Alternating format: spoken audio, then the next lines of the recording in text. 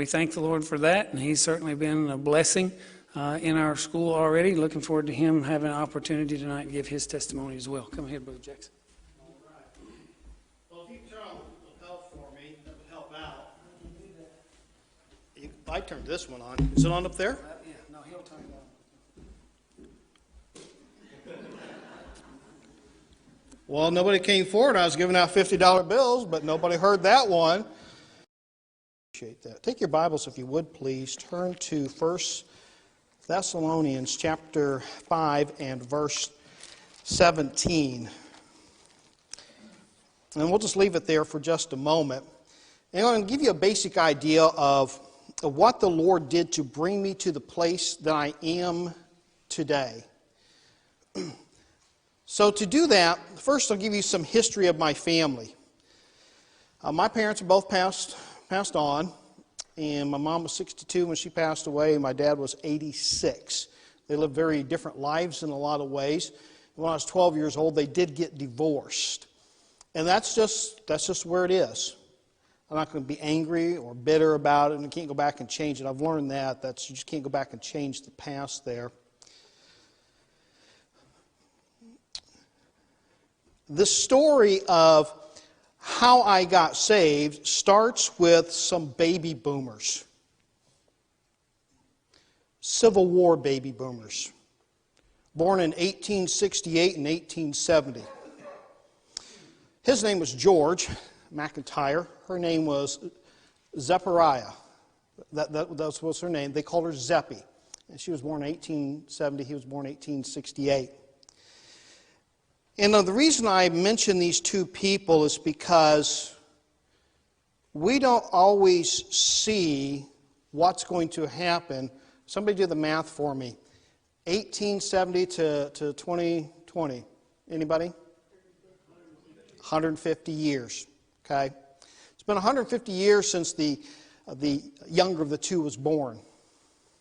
We don't see what's going to happen. I never knew either one of them. They were my dad's grandparents. And my dad here, he was, I believe he was 46 when my youngest brother was born, which may not mean a whole lot, but my youngest brother was a very, very good baseball player.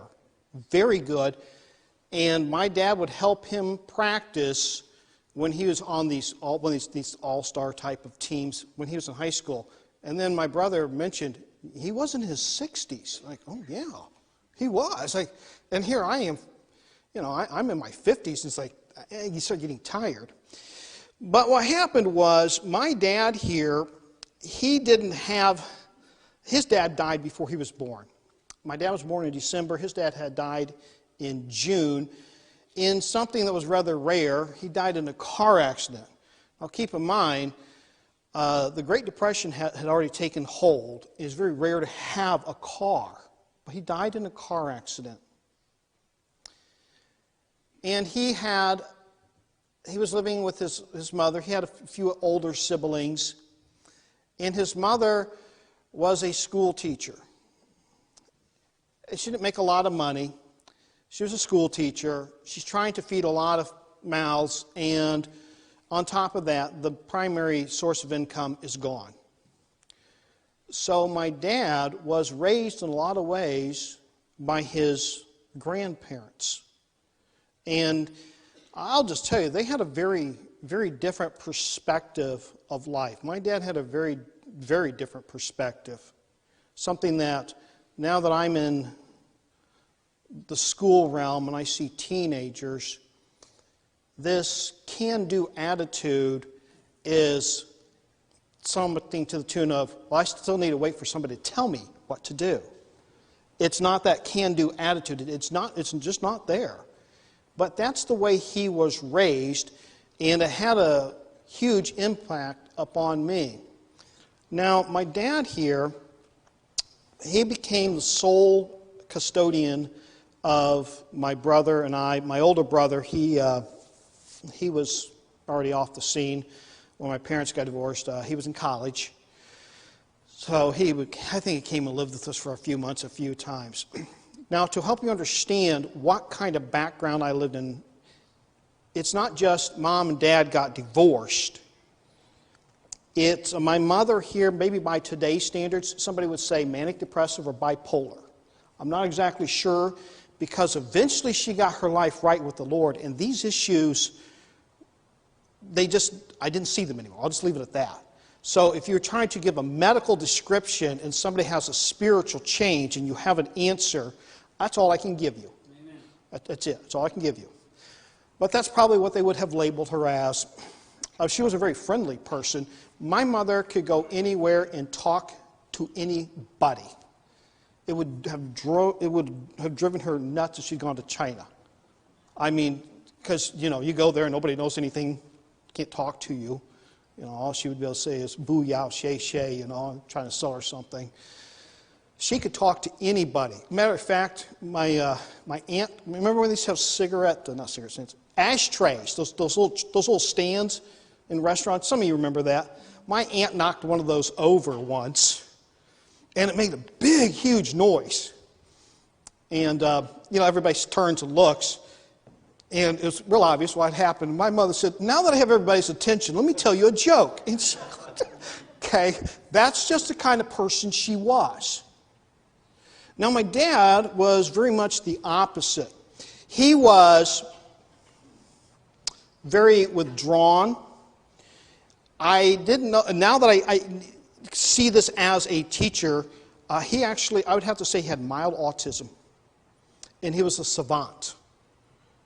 You put those two together, you have somebody who, savant is, for you high schoolers and younger ones, a savant is somebody who's really, really, really intelligent, but socially they have issues. My dad never had a dad. He never knew his dad. His dad died before he was even born. That added to it, and for me, that led to bitterness. Because I had somebody who did not understand teenagers at all. Was he really intelligent? Should Joe Stetler, if you got a computer and you're watching this today, I want to say something and help everybody understand, but you'll understand this more. I talked to Joe Stetler earlier today. In 1967, Purdue University gave out some kind of award for being the most helpful to the entire college that year. And one of them was to Bob Greasy. I don't even know who he is. All right. Okay. He led the Purdue Boilermakers to the Rose Bowl, which had been the first of 1967, January 1st, and won the game. The other person was my dad. My dad was a computer whiz, beyond what you would normally think of. He just knew it. My dad could type 50, 60, maybe 70 words per minute. And he said, well, that's not so good. It's only 2 fingers. I'm serious. My mother could type 100. She could type 120 words per minute, but she was a keyist. That's what she did professionally for her life. Okay, all right. But my dad, it was just amazing. I couldn't even think that fast. He'd be clicking that out. He was one of the 2 winners. In fact, sometime in 1967, they took the computers and they sent them down to Brevard County, down to NASA. 2 years later, they put them in on the moon. Okay, so Joe Stetler, if you're listening, there you go. All right. But he didn't have social skills, to say the least. They just were, He could get out and go to a football game, and he would be doing this. He would go to the very back of the football stadium, and there's that railing. He'd stand up here, and he would, for about an hour and a half, holler. And he'd be yelling, hit somebody! Or whatever else he wanted to say. He would say it over and over.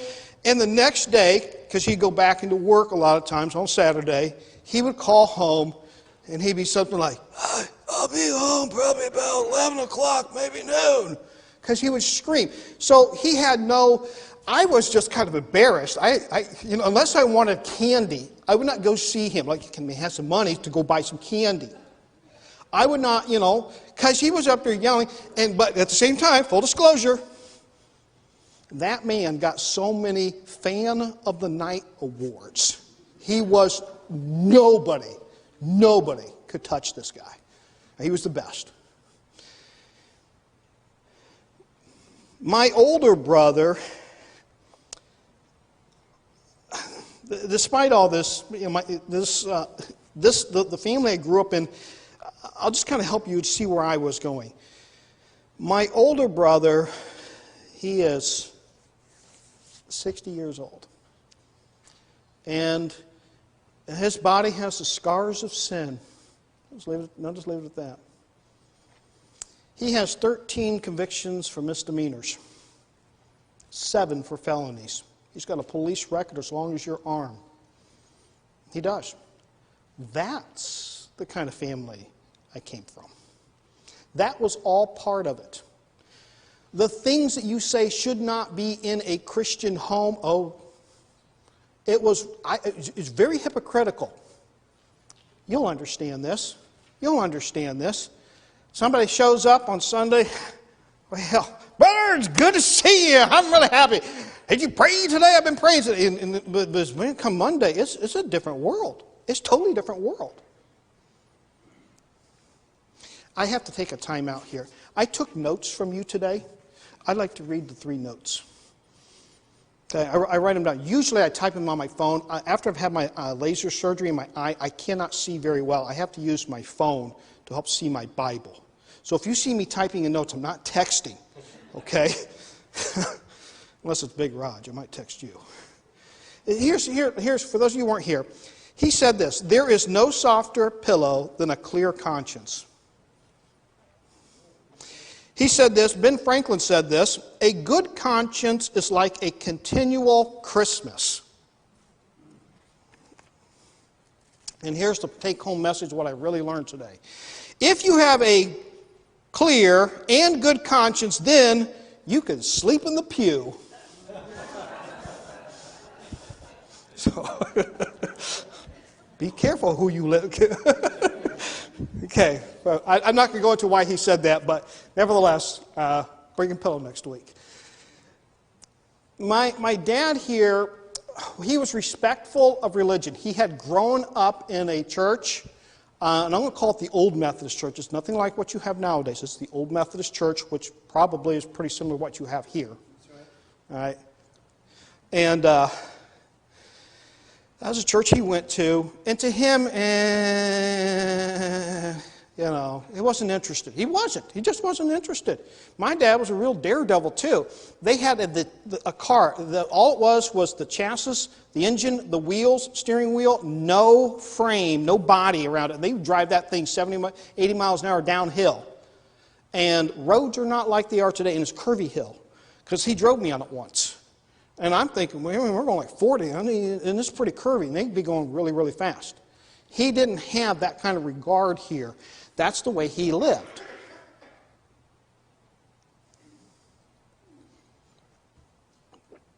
My dad, however, was respectful of people who went to church. And I kid you not when I say this. My dad would go to church every Easter and every Christmas. And you might have heard a joke like that somewhere. Somebody's got to have heard something like that. That was the way my dad was. He never went on Sunday. Occasionally, he might go if somebody came in and he just wanted to hear what they had to say. He might go. But eventually, when I lived in Beech Grove is a city that's surrounded by Indianapolis. One of them is called Speedway. The Indianapolis 500 is not in Indianapolis. It's in a town called Speedway. That's free. Anyhow, he would, that was it. Then my parents got divorced. And my mother told me later, she gave up complete custody minus the every other weekend type of story. You've heard that before. A week or two during the summertime if I wanted to do that, which that never happened because she was always working. But anyhow, be that as it may, she told me because he was stable. Remember I told you that she kind of like went back and forth? Bipolar, manic depressive. She was not stable. Not then. Later, she became stable. And I'm not going to go into it beyond saying she got a life right with the Lord. Let's go back to George and Zeppy McIntyre. My dad took me to church and my younger brother. Remember, my older brother's off the scene. He's probably about 19, 20 years old at the time. And he did it for one reason. He knew that people who went to church lived a better life than those who don't. Somebody said something, was that you that said something this morning that when you stopped going to church, was that you? Was that him or was that you? It's him. Okay. That's all he knew. So he took me to church. And he took me to church. And he took me to church.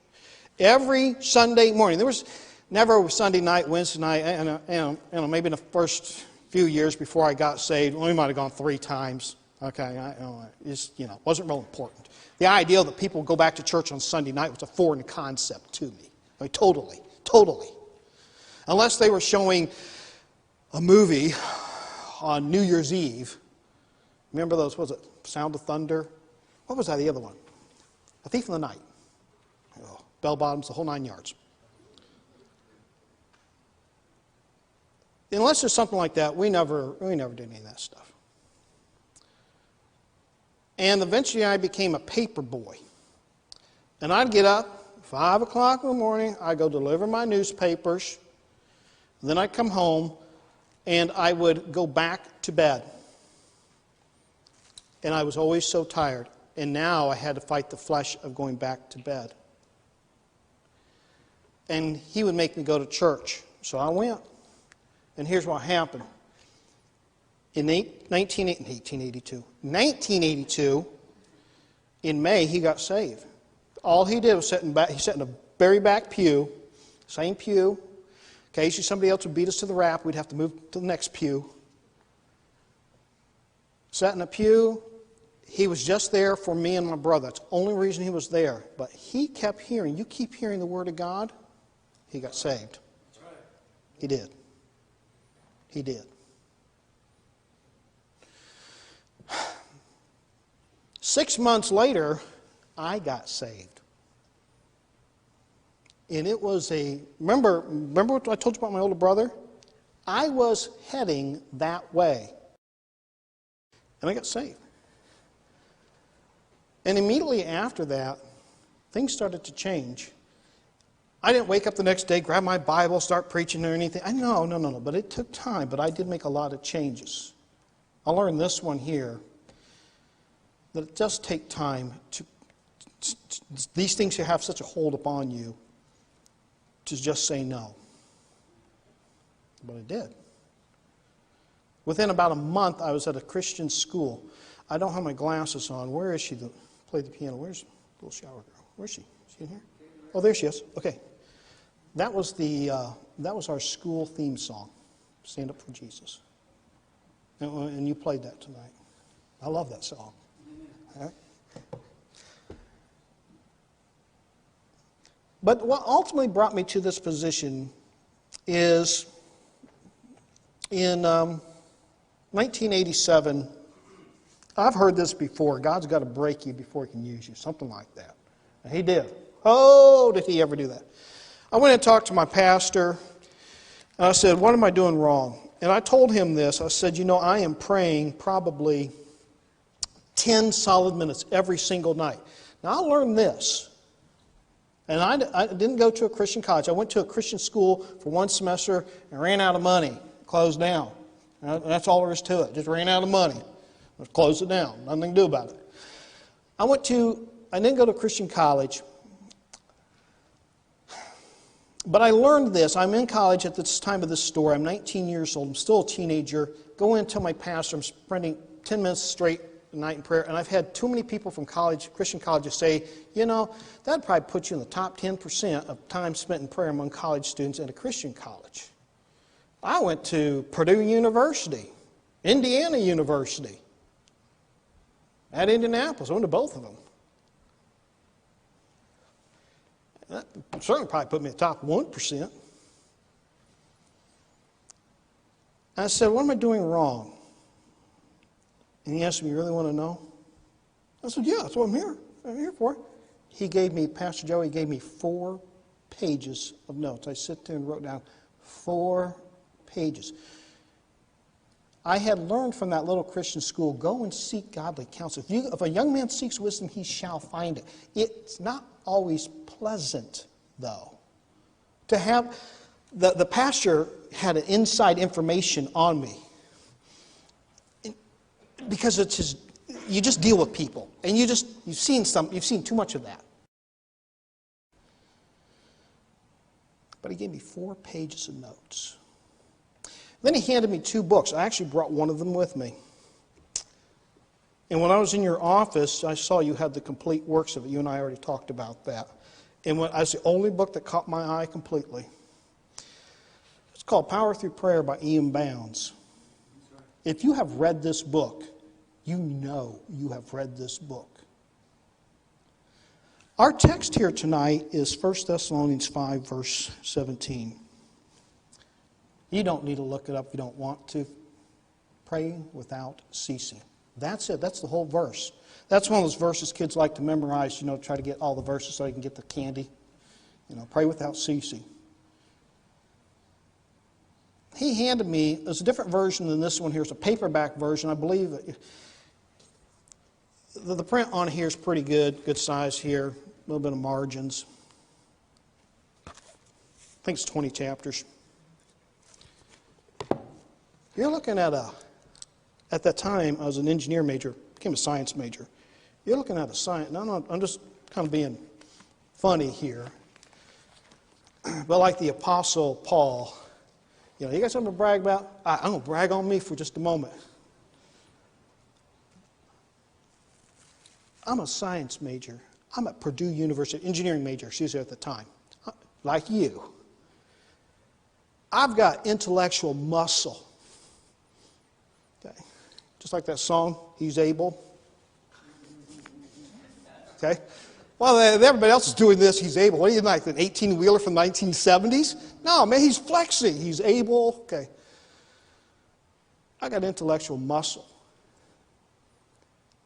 I can read through, and he gave me a paperback. It wasn't even this thick. I could burn right through it. I remember I read 3 chapters the first night, and a chapter each night thereafter.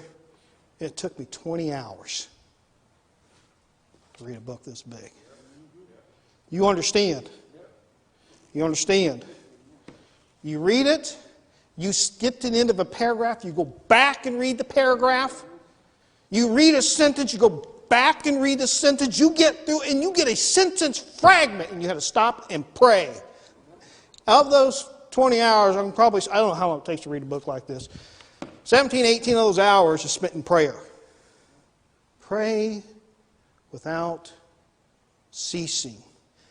That is when my life really changed. Salvation, 15 years old, 9th grade. But life did not change until the Lord broke me. And you teenagers and you young people, you listen to me.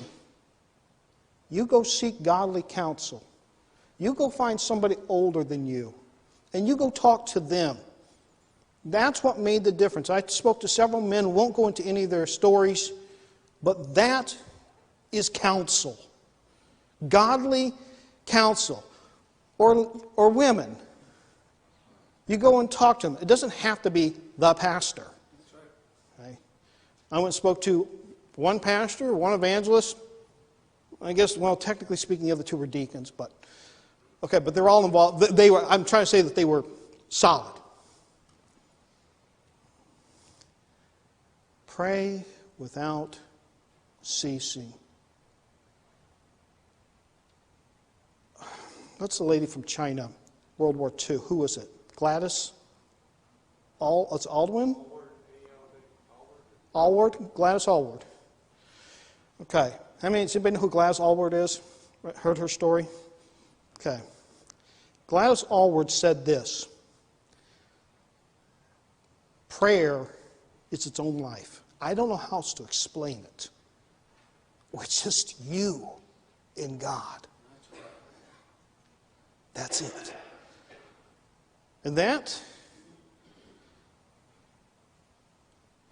how I got here today. Age 15, the man was preaching. He preached the Word of God. I got up. I went forward. I had a Barry Manilow haircut. I apologized, but I did. I went forward. He said, "Do you want to get saved?" And I said, "Yes." And he went through Romans Road, for those who understand that. And it changed me. Then the Lord broke me. In that little one semester in a Christian school, provided the basis. Those two people, Civil War baby boomers, provided a basis. Somebody telling me, teaching me to pray, provided a basis. It took time, it took energy. Two of these people, I have no idea who they are. I've never even seen them.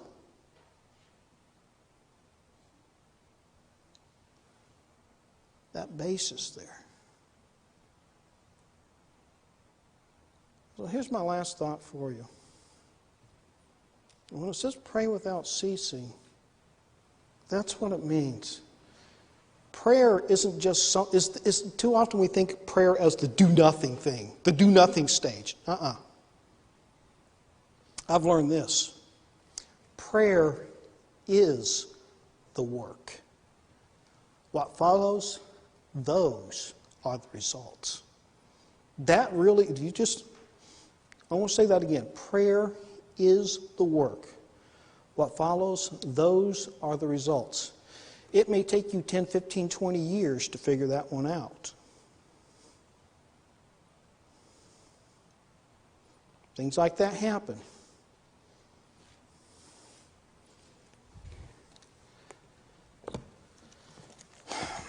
Young people,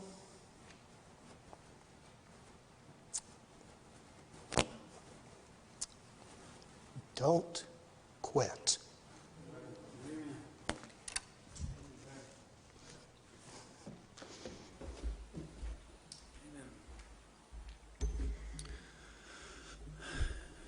Thank you, Brother Jaxa and Brother Brent, and both of you for your transparency and your hearts. And it's just good to hear